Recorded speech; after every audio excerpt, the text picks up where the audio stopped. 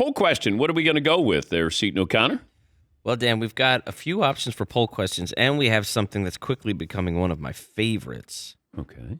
Todd's poll thoughts that are actually statements, not questions. That is true. But those are becoming one of my favorite things that Todd's doing right now. Okay, Todd, go ahead. Give passive-aggressive poll questions. Yes. These are your real opinions, but you are asking them kind of under the umbrella of this is a poll question. Disguised as one of the options. Absolutely. Okay, here we go. The ESPY Awards need a big-name host, multiple celebrity hosts, more fun SNL-type skits.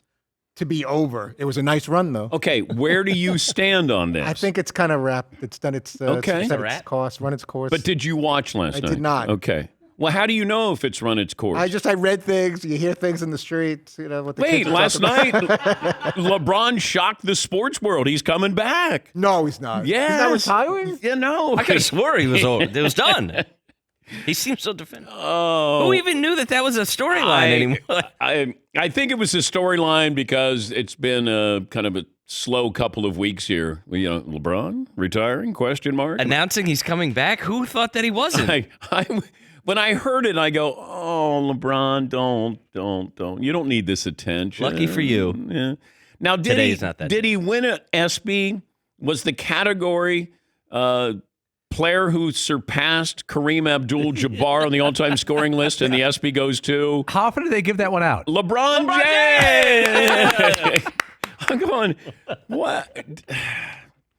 This goes back to when I was first at the mothership, and they came up with the idea of the ESPYs, and it felt like if you showed up, you got an ESPY. They would create a category there, but LeBron's family was up there to introduce him and award him the ESPY for the player to surpass Kareem on the all-time scoring list. Yes, Paul? Dan, to be fair to the integrity of the ESPYs, the award was Best Record-Breaking Performance. That award has been in place since 2001, the early days of the ESPYs. Okay. And Steph Curry has won it, and Drew Brees has won it, and Michael Phelps, and What if LeBron didn't show up last night? No, who would have won the best record-setting performance? Yes, Seton. I thought LeBron just had some really interesting quotes in his speech that he gave. All right. Like he said, you can love me, and I know some of you will hate me, but the one thing you will always do is respect me. I don't know why he needs to do this. They appreciate the approach to the game and what I've given to this game. Like, you can say that, but you can't say the one thing you're going to do is respect me. Oh, going to do.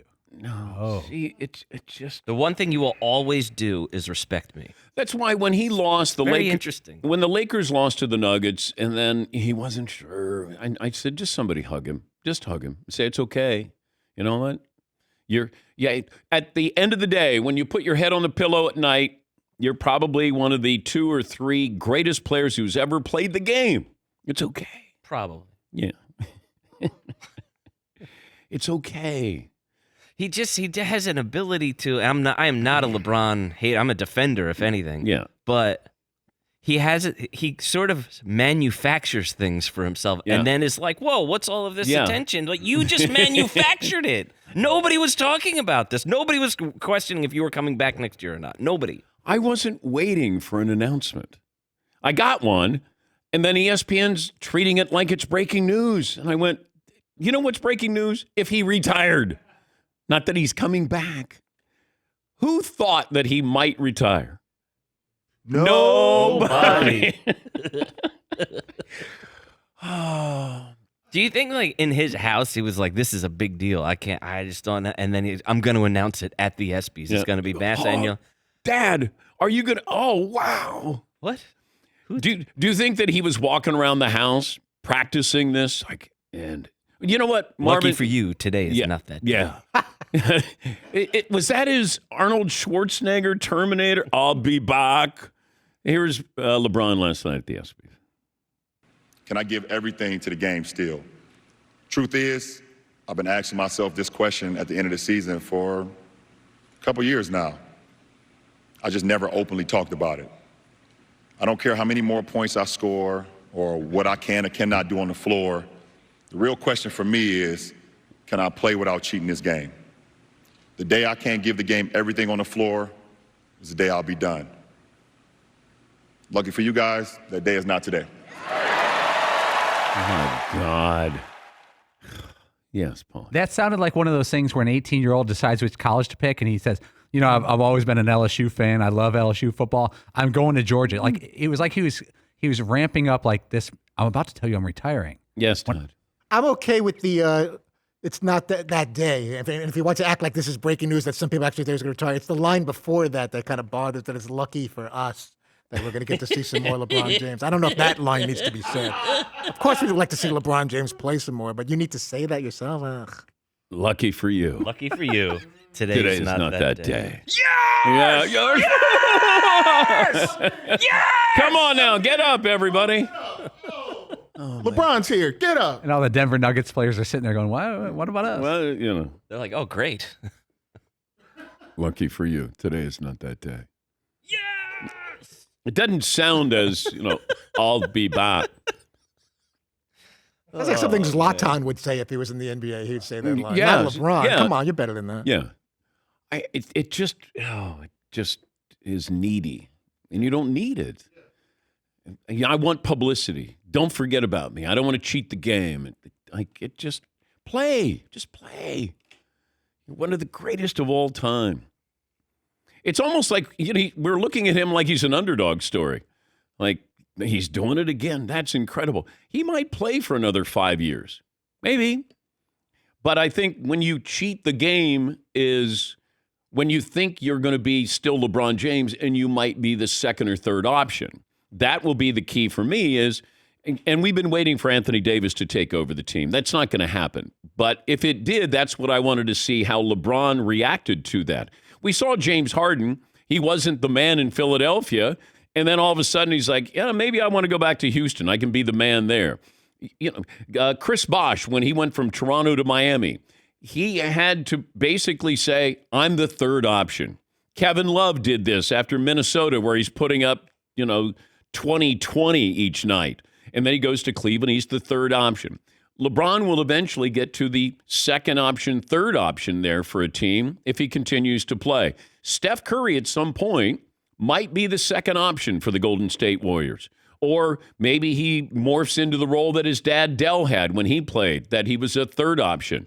Because that's where you're going to find out if LeBron is cheating the game or he's still able to play. He's just not going to be able to play at a high level.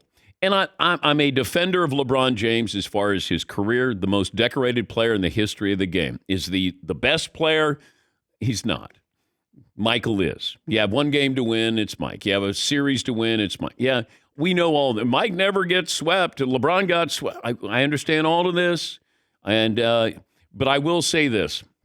The greatest accomplishment I ever saw LeBron James perform was when he took the Cleveland Cavaliers to the NBA Finals against the San Antonio Spurs.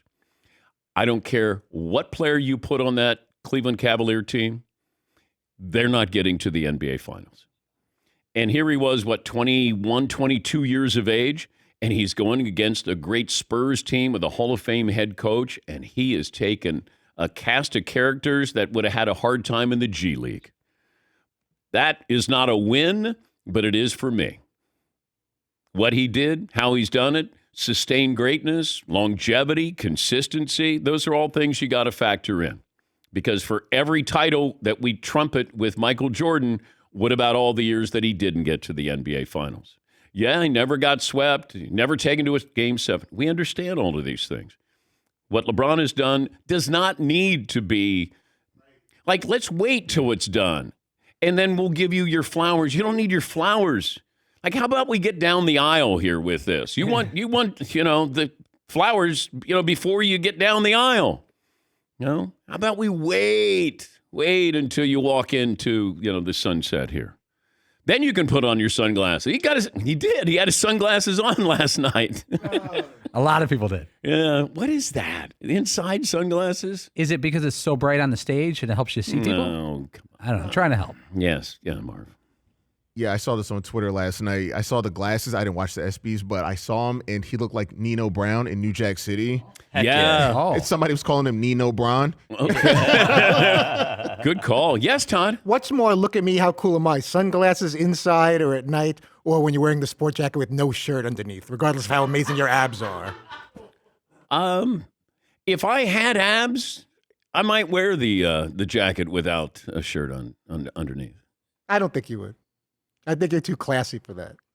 Well, lucky for you, today is not that Okay, day. lucky for me. Yes, yeah, boy. Mahomes went with it. Mahomes is usually not showy, I would say is the word. He went, it looked like a double-breasted sport coat, kind of a white, silver look, and he had nothing underneath. So from sternum up, it was a lot of peck.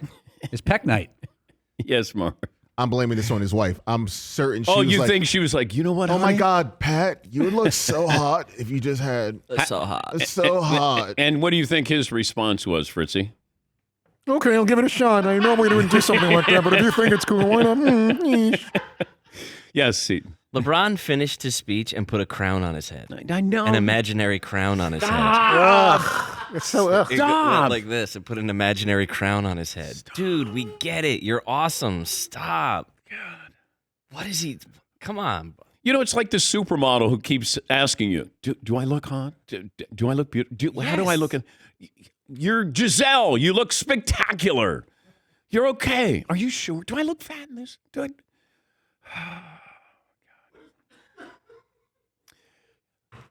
Like he's almost getting a touch of Ricky Henderson in there about like, today I am the greatest of all time. Like, yeah, Ricky, we know you don't have to say that. But I think Ricky was a character. Yeah. I think there was Rick Henderson and then there was Ricky Henderson. And Ricky would, Ricky be Ricky. Ricky be Ricky. I mean, he spoke in third person. He talked to himself at the plate. The best. Yes. The best. I hope LeBron doesn't morph into that. Yes, Paul. And he had these medals on his chest like he was a dictator of some country. I'm sure they were jewelry, but he may have his own country. He's got that kind of money. But like, is Samoa? Is he the president of Samoa or something? No, he's the dictator of the NBA. Okay, all right. Yeah. This is my country there. Adam who? He needed a scepter when he was going up there. I thought he'd have a sword or something, and those things that go across you like a swat. like the movie The Dictator with Sacha Baron Cohen. He's got all these medals. It's like when you see the Royals and they have all those medals, and I go, I don't know what they did to get those medals, but they got a lot of those medals. You can buy those and just say, hey, I'm going to put them on here. And you got 52 medals on there. Yeah, I don't know what it's for. I think I got into a helicopter. You get a medal. Yes, Mark. But he is a royal. He's the king. Okay. Yeah. All right. Okay. Lucky for you, we're here for another 2.5 hours. 2 hours and 44 minutes to be exact there.